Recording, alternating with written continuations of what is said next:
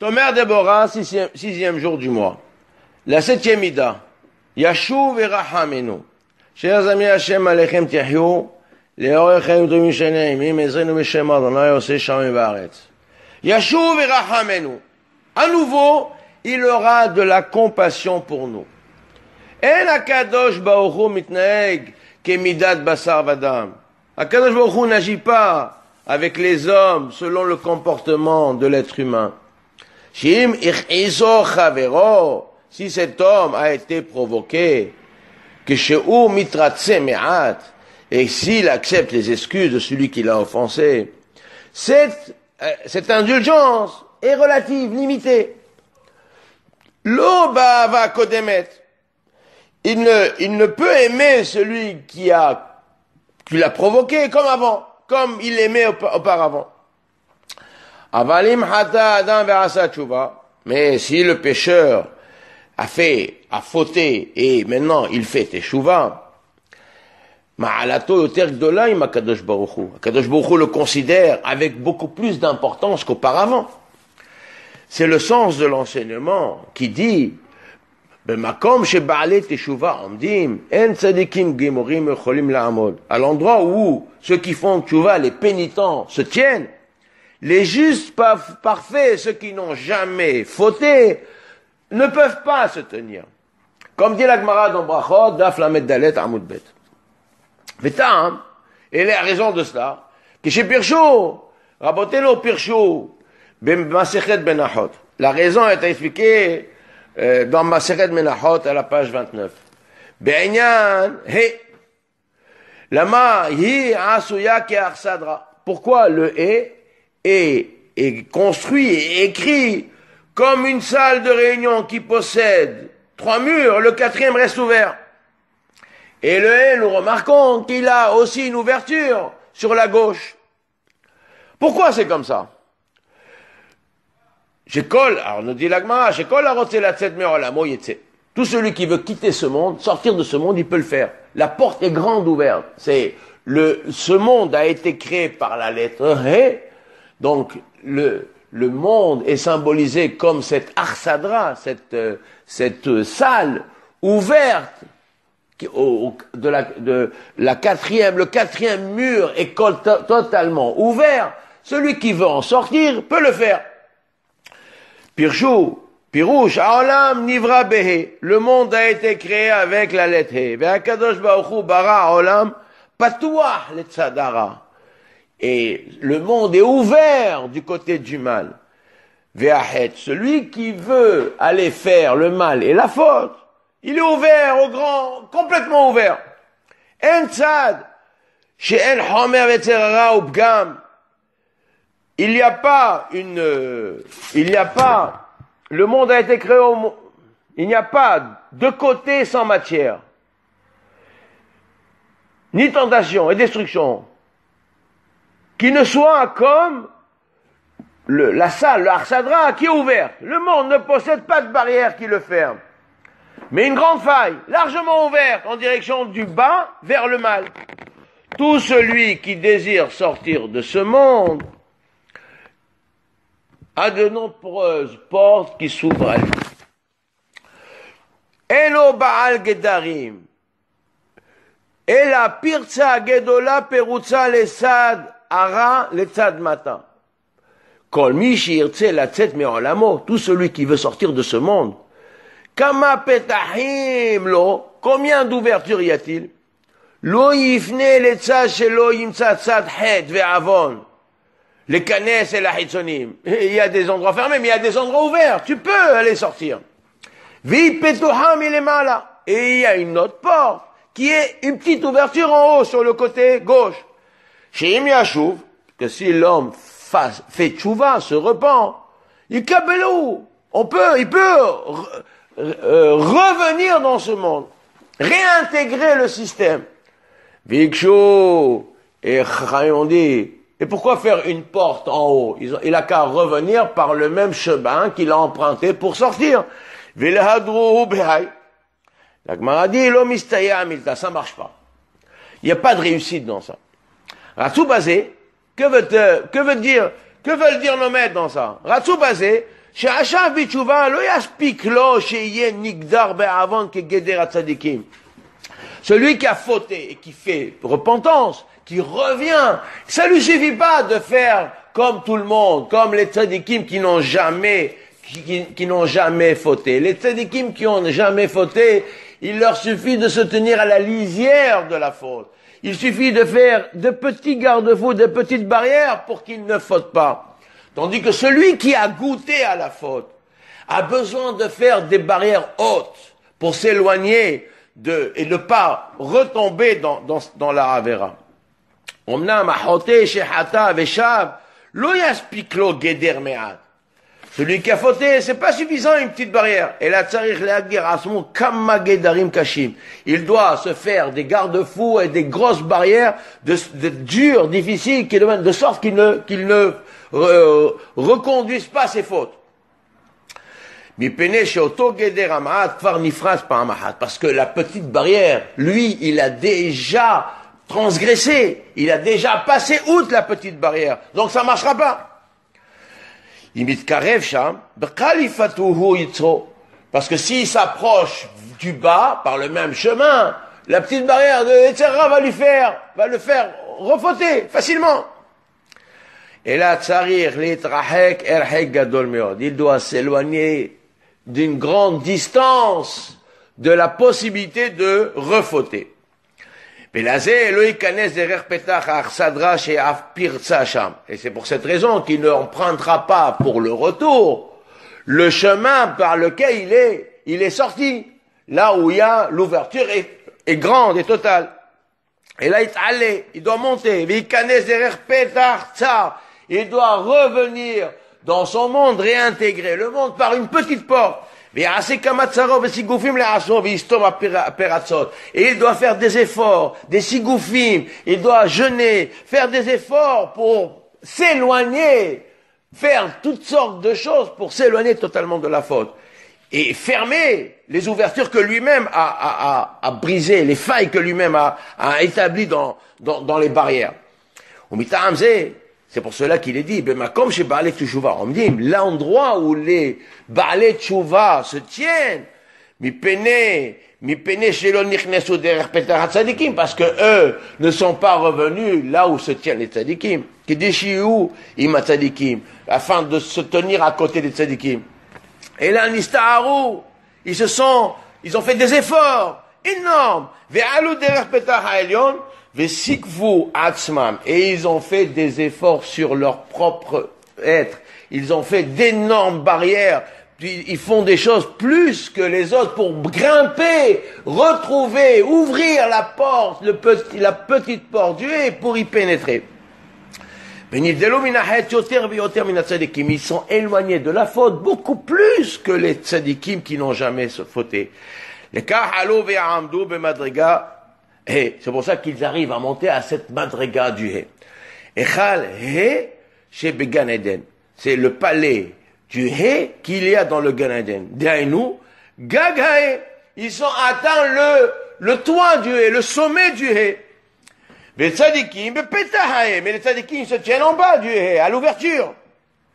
Beknisat Arsadra, là, à l'ouverture de la porte de cette Arsadra, de cette cour. Mais là, c'est caché Adam et Aset Tshuva. C'est pour ça que si cet homme-là, il fait Tshuva, Dainu Tashuv He.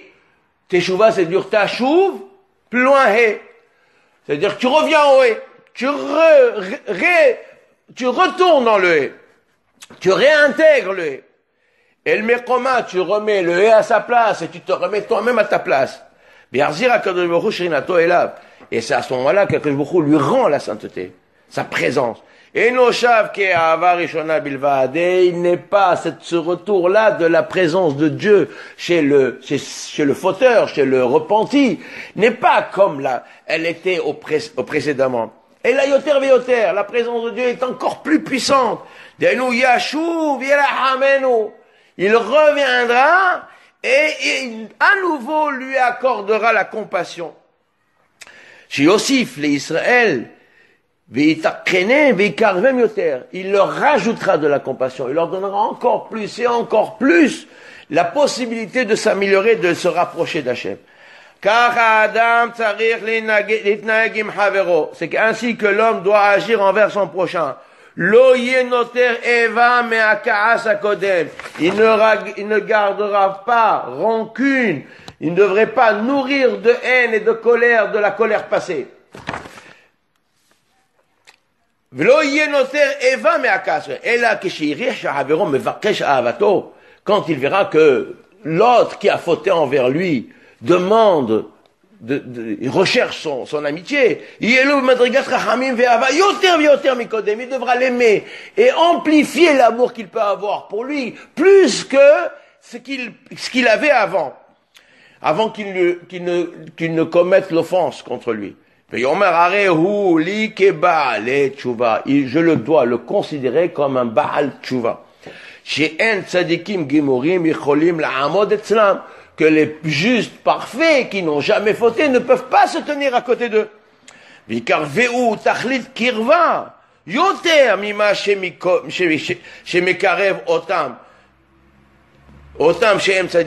Et si il aime les gens qui sont des justes et tzadikim, il doit aimer le Baal Tshuva, celui-là, beaucoup plus que les autres. Il doit l'aimer, lui montrer de l'amour et le rapprocher plus que ceux qui lui ont jamais fait du mal et qui ont fait ses amis qui lui ont toujours fait du bien. Celui-là qui était son ami auparavant et qui a fauté contre lui et maintenant veut réparer, il veut se rapprocher, il fait teshuva, il doit lui montrer de l'amour beaucoup plus que ce qu'il y avait précédemment. Explication de la 7e Mida. Il est fait ici une double comparaison entre le comportement humain et celui d'Akadosh Baruch Hu, du Seigneur Tout-Puissant. Si un homme a été offensé et qu'il accepte d'excuser celui qui l'a humilié, la trace laissée par l'offense risque de retenir le pardon. Elle cause une brisure dans les rapports humains, tel que souvent nous entendons dire que jamais plus cela sera comme avant. La déception ou la désillusion sont parfois extrêmement forts et ne laissent pas de place à un retour des relations. Cela quand il y a pardon exprimé, quand celui qui a été offensé daigne accepter les excuses. Mais combien de fois cela n'est pas le cas? Cependant, Hachem accepte de l'homme ne serait-ce que les pensées de repentir. Il tend vers le fauteur sa droite afin qu'il s'en saisisse. Que dirions-nous si le Seigneur Tout-Puissant mettait des conditions pour accepter nos regrets? S'il disait, mais cela fait déjà de nombreuses fois que tu fautes à mon égard et que tu demandes pardon.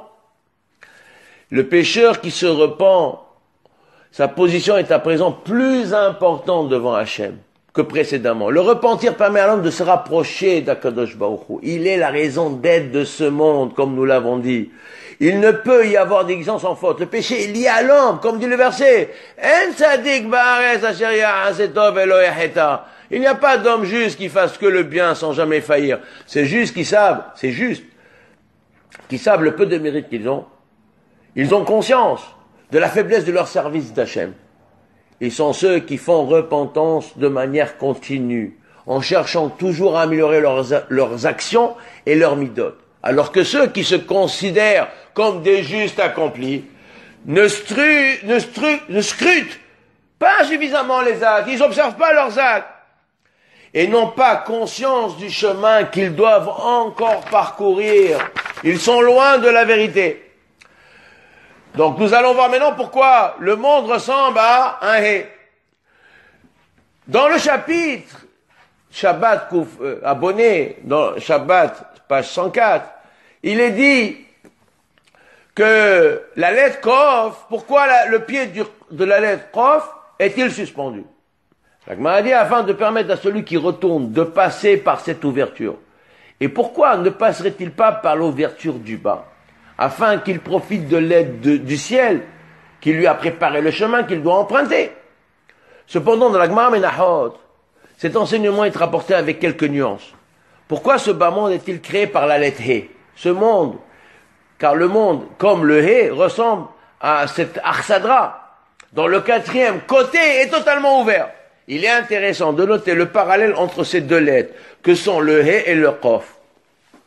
Au sujet de la ressemblance de ce monde avec la Arsadra, La Gemara dit, dans Baba Batra 25, Rabbi Eliezer dit, ce monde ressemble à une arsadra, dont le côté nord n'est pas fermé.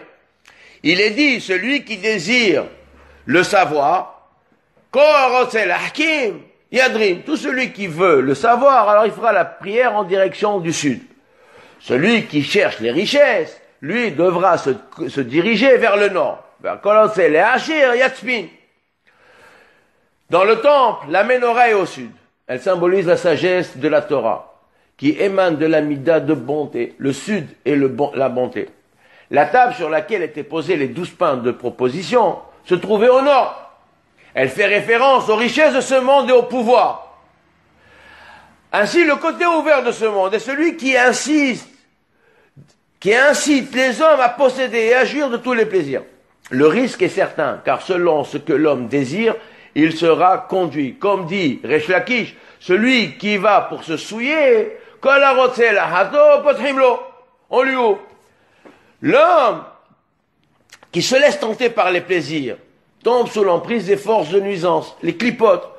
Elle le domine à tel point qu'il n'a plus d'objectivité, il n'a plus les moyens pour juger ses actions. C'est à ce sujet qu'il est dit dans le verset, Raglea yordot mavet, les pieds descendent à la mort. C'est pas abouti au Sheol. Le hé est alors transformé en Khof. Quand le roi Shlomo épousa la fille de Pharaon, le malach Gabriel prit un canet, un roseau, et le planta dans la mer. Et là se forma l'empire de Rome qui mit un terme à la souveraineté d'Israël, comme dit la Gemara dans Sanhedrin. Quand l'exil arrivera à son terme, le prophète Eliyahu viendra annoncer la rédemption, comme il est dit. Ine anochi sholech lachem et Eliyahu anavi, et Elia anavi. C'est-à-dire, Ine, c'est le canet. Le canet, le pied du coffre se retrécira et le coffre, la lettre Kouf, deviendra un hé. Et c'est alors que le Mashiach pourra venir. Il n'y a pas, nous dit le Rav, de côté sans matière ni tentation et destruction qui ne soit comme l'Arsadra, sans ouverture, ouvert totalement. Comme nous l'avons dit, le côté nord est grand ouvert. Tout celui qui désire s'y engouffrer peut le faire à loisir.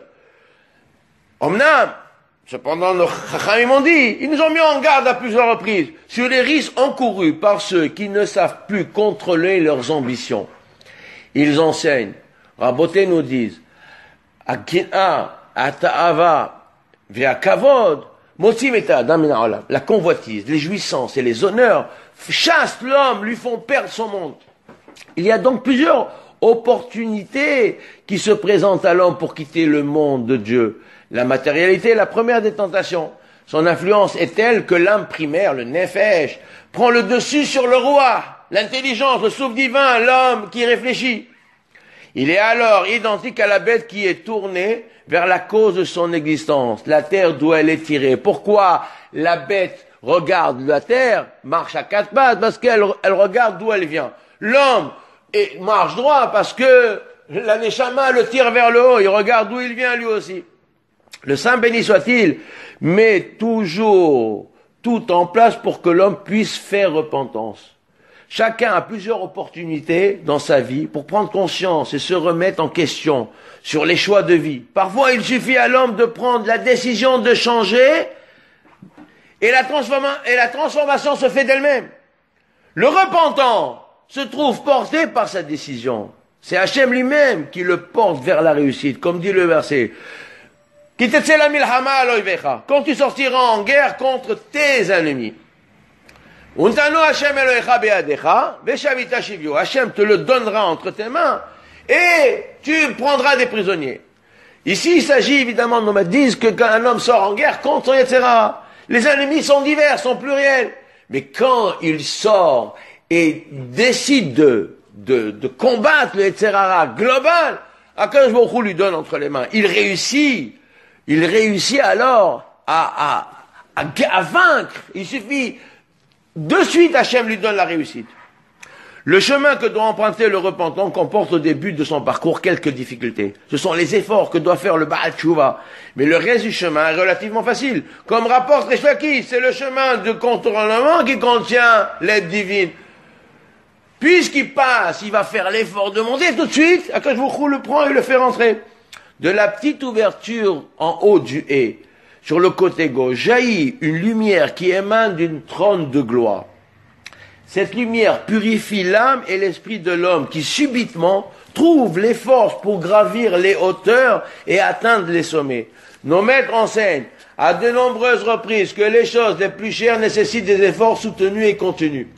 Il ne faut surtout pas croire ceux qui promettent les trésors de félicité sans grand effort. C'est pour cela que la porte que doit emprunter le repentant est une petite ouverture sur le monde vers lequel il revient.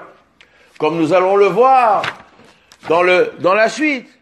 Nos maîtres ont placé de nombreuses barrières pour nous éloigner de la faute. Cependant, chacun, selon sa nature, se doit de rajouter ses propres barrières afin de persévérer de persévérer dans la tchouva et de se préserver de la faute. Celui qui a goûté à la transgression, quand il se repent, a le devoir d'adopter des comportements particuliers qui l'éloignent encore plus des tentations. Le repentir, la teshuva n'est évidemment pas uniquement un changement dans les actes. Elle n'est pas seulement l'adoption de nouvelles activités, comme la fréquentation quotidienne de la synagogue à l'heure des prières ou la maison d'études, le respect du Shabbat et les jours de fête, la consommation des aliments cachers, etc. Ces changements dans la vie du repentant sont symbolisés par le retour par le même chemin. La grande ouverture à la base du Hé, c'est le même chemin. Si le repentant se contente de faire son retour par le même chemin, cela signifie qu'il n'y a pas chez cet homme un véritable changement. Celui-ci n'est qu'une apparence. Le Baal Tshuva qui désire réussir dans sa démarche de retour vers Hachem se doit de transformer son être et sa nature. Pour ce faire, il doit gravir le pied du Hé à gauche et s'élever au-dessus pour atteindre l'ouverture étroite qui s'ouvre à lui. Il s'agit de la réparation de ses midotes. Il se doit d'abandonner les défauts et de raffiner sa nature, ses traits de caractère. Là se situe toute la difficulté qui prend une multitude d'aspects différents, qu'il doit combattre sans cesse. C'est en effectuant ce dur labeur du travail sur soi que cet homme sera illuminé alors par les lumières qui émanent du haut du trône divin. La teshuva est composée de 3 éléments essentiels qui sont l'abandon des mauvaises actions, la prise de nouvelles résolutions pour l'avenir et enfin le regret, le tourment. Comme il est dit le Rambam, la pierre angulaire qui soutient l'édifice, c'est le regret. Il s'agit de la prise de conscience que la transition est une gravité extrême. Souvent les hommes, les bonnes résolutions prises sont éphémères. On fait tout bas et au bout de quelques jours, on abandonne tout. La raison réside dans le regret. Le regret n'est pas sincère, n'est pas profond. S'il n'y a pas de regret, il n'y aura pas. Les décisions sur l'avenir seront éphémères. Lorsque le repentant reconnaît sa faute et médite sur le mal causé, il regrette définitivement son erreur. Il doit se dire, je désire profondément que cet acte n'ait jamais pénétré dans le monde de la réalité. Je ressens une angoisse profonde pour l'avoir accompli. Si j'en avais les moyens, je retournerais à l'instant qui l'a précédé pour l'arracher de la réalité. Le tourment qui doit accompagner le repentant doit être continu. L'homme doit se dire, comment ai-je osé accomplir un tel acte? Il faut voir Messilat Yesharim au chapitre 4 qui développe ce point. Que faire pour effacer les effets d'Avera? Les maîtres conseillent les jeûnes qui permettent de réparer ces actions. Cependant, dans notre Arizal fait une liste dans Sha'ar Yahud. Combien de jeûnes il faut faire pour telle Avera et pour telle autre Avera si on l'a accompli qu'une fois? Mais qui est capable aujourd'hui de notre génération de faire cela? Alors, nous ne sommes pas capables de faire des jeûnes. C'est pour cela qu'il est conseillé aujourd'hui de manger, certes, mais avec mesure, en limitant les plaisirs à la table, les plaisirs de la table, au Shabbat et au jour de fête. Certains s'interdisent de consommer de la viande et de boire du vin, de déguster un bon dessert les jours de semaine. Il est certain que ceux qui savent maîtriser leur appétit font de leur table un misbéar sur lequel ils offrent un sacrifice. Un autre moyen pour réparer ces fautes est de faire le choix du silence. Il ne s'agit pas de consacrer un jour de jeûne, jeûne de la parole, et de le soir on recommence à parler comme auparavant, pire même. Mais faire un choix de silence est bien plus difficile. Il consiste à ne parler qu'à bon escient, en choisissant ses mots, de ne dire que ce qui est utile.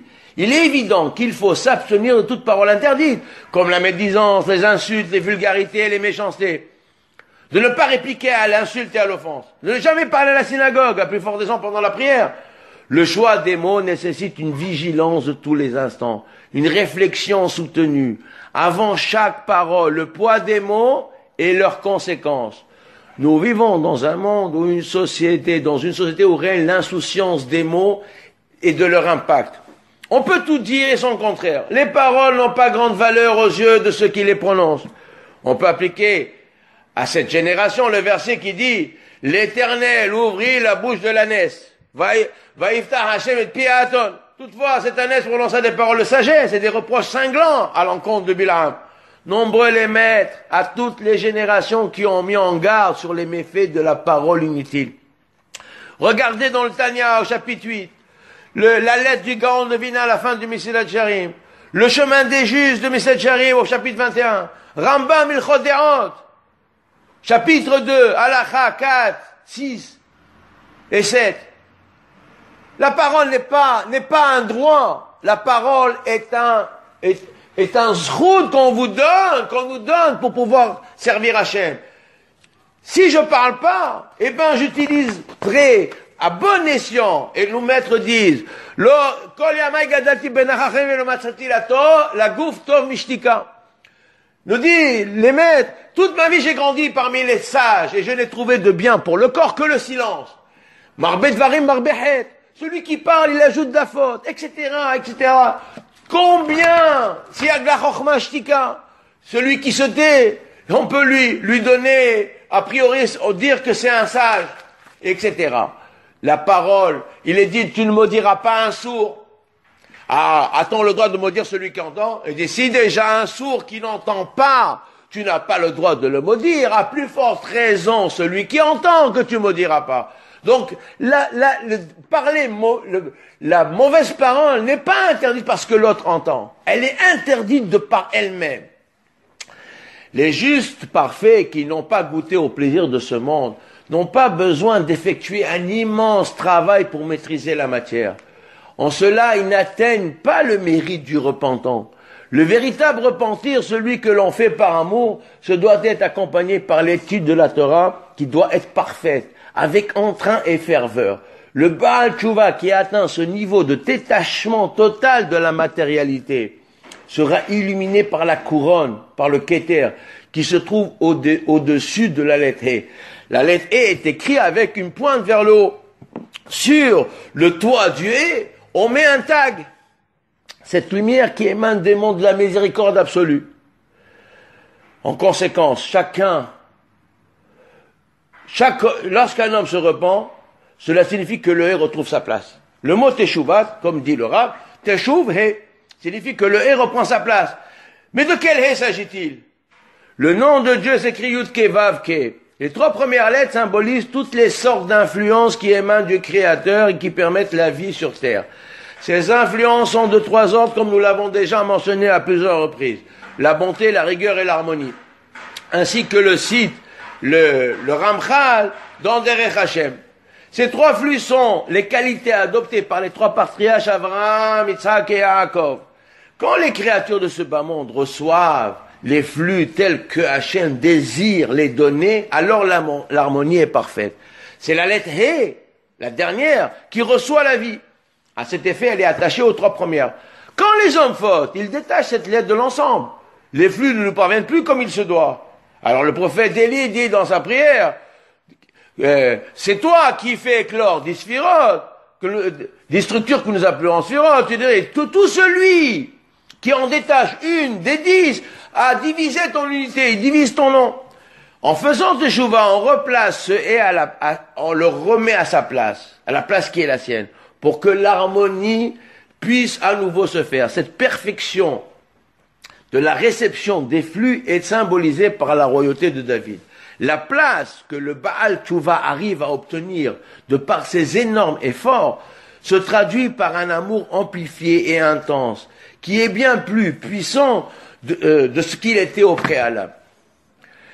Les actions des hommes ici-bas, agit sur les mondes du haut, comme nous l'avons déjà dit. En adoptant dans son quotidien les attitudes d'Hachem, l'homme amplifie et développe les bontés. Il permet aux réservoirs qui les contiennent de s'ouvrir afin qu'elles se déversent sur cette terre. Ici, il est à souligner que celui qui a fauté à l'encontre de son prochain et recherche à présent à l'aimer, ce qui signifie qu'il agit d'une véritable repentance vraie et sincère. Le don de la Torah est qualifié de le jour de sa joie. Yom Simchato Zu Matan Torah. Après la faute du Vaudor, Hachem ordonne la construction du Mishkan pour réparer la faute. Quand il fut érigé, Rosh Chodesh Nissan, ce jour est qualifié le jour de joie, le jour Yom Simchat Libo. Zeakamat Mishkan. On remarque que la joie qui accompagne l'érection du Mishkan est bien plus grande que celle du don de la Torah. La joie de son cœur, les épreuves. Donc là, il y a marqué Yom Simchato, Zu Matan Torah. Alors que dans le Mishkan, c'est marqué Yom Simchat Libo. Simchat Libo, la joie de son cœur est beaucoup plus forte que Yom Simchato. Donc, quand on a fait Teshuvah, la joie d'Hachem était beaucoup plus puissante et plus forte. Les épreuves et les différends entre les hommes, quand ils sont dépassés, permettent de renforcer les liens et de les consolider, de le solidifier les rapports. Il appartient alors à chacun de méditer ces paroles afin de les traduire par des actes. Baruch Adonai Leolam. Amen.